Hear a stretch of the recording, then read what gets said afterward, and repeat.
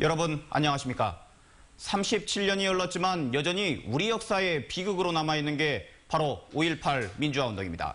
비극이 남긴 건 수많은 희생자뿐 아니라 이때부터 본격적으로 터져나온 반미 감정이기도 했습니다.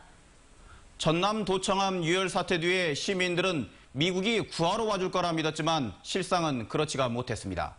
시민들이 목격하게 된 건 신군부를 지원하고 군부의 편에 선 냉혹하고 차가운 미국이었습니다. 특히 인권과 민주주의를 유린하는 신군부를 안보라는 이름으로 지지했던 백악관 회의는 충격적이었습니다. 지금까지 간략하게 결과만 공개됐던 이 회의록의 구체적인 내용을 지난달 광주 MBC 취재진이 미국 현지에서 확보했습니다.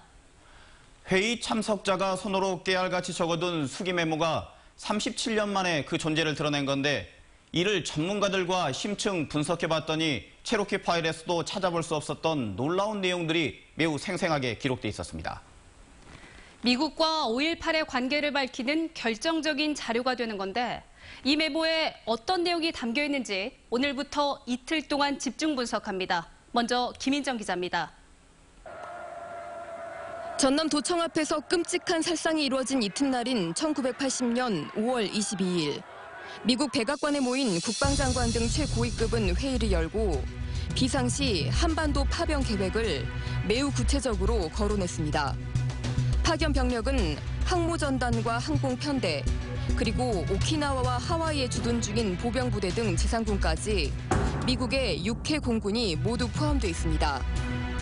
당시 미국 국방장관이었던 해럴드 브라운이 시위가 다른 지역으로 확산되면 한국 군부가 대규모 무력을 투입할 것이라며 이로 인해 휴전선 공백 등 상황이 악화될 경우 신군부를 지원한다는 계획을 언급한 겁니다.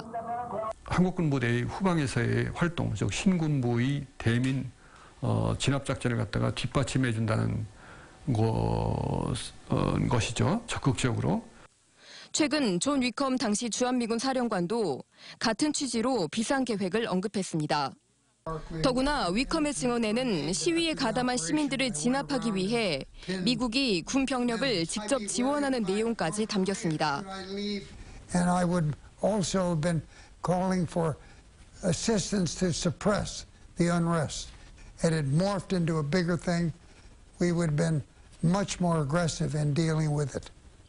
5.18 당시 광주 시민군들은 부산항에 미국의 항공모함 코럴시오가 와 있다며 도움을 기대했었지만 미국이 적극적으로 도와주려 한 건 신군부였던 겁니다. 시민들의 시위 현장에 미군을 직접 투입해서 신군부의 군사적인 진압작전에 같이 동참하겠다는 것이었어요. 정말로 그간의 우리의 지식과 상상을 초월하는 굉장히 중요하고 또 가공할 사실이죠.